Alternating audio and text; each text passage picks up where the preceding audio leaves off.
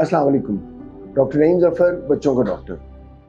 पिछली दफ़ा हमने बात की थी कि पहले 1000 दिन क्या होते हैं और उसमें क्या कुछ हो सकता है। आज हम ज़रा उसको तफसील से देखते हैं कि पहले 1000 दिन में जब तक बच्चा माँ के पेट में है तो क्या चाहिए उसे।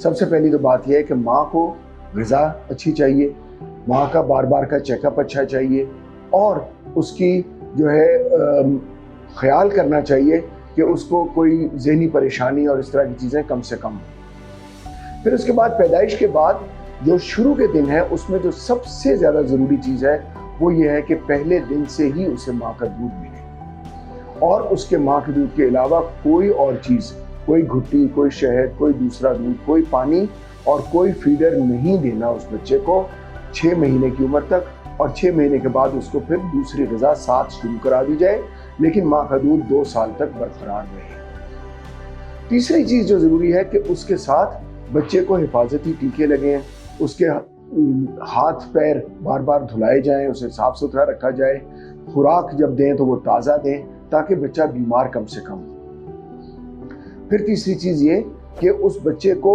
किस तरीके से पाला जाए, जिसका मतलब है कि उसको पहले 2 साल में बच्चे को प्यार ही करना चाहिए।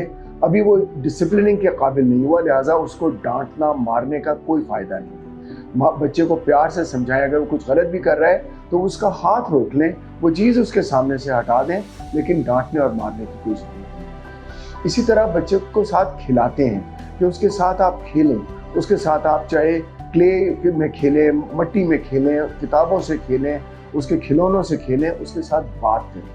और तीसरा है कि उसके साथ स्टिमुलेटिव लर्निंग, कि उसको जैसे ही उसको पता लग जाता है तो उसको रंगों की पहचान कराएं, उसको आवाज़ों की पहचान कराएं, उसको छोटे बड़े का बताएं और इस तरह की उससे बातें करें। और सबसे आखिर में जो सबसे ज़्यादा ज़रूरी है कि स्क्रीन से उसको बहुत दूर रखें, यानी ना टीवी ना मोबाइल। कम से कम 1.5 साल के बच्चे को तो बिल्कुल कोई ज़रूरत नहीं, और उसके बाद भी अगर हो तो उसको किताब के तौर पर इस्तेमाल करें। जब आप ये सब कुछ कर लेते हैं और बच्चे को महफूज भी रखते हैं तो फिर वो बच्चा कॉन्फिडेंट होता है, फिर वो बच्चा सेहतमंद होता है, फिर वो बच्चा बीमार नहीं होता, फिर वो बच्चा जिस तरह कहते हैं दूसरे बच्चों के मुकाबले में ज़्यादा एक्टिव होता है, उनको लीड करता है, उसके पास नए नए आइडियाज़ आते हैं, वो शरारतें भी बड़ी समझदारी वाली करता है।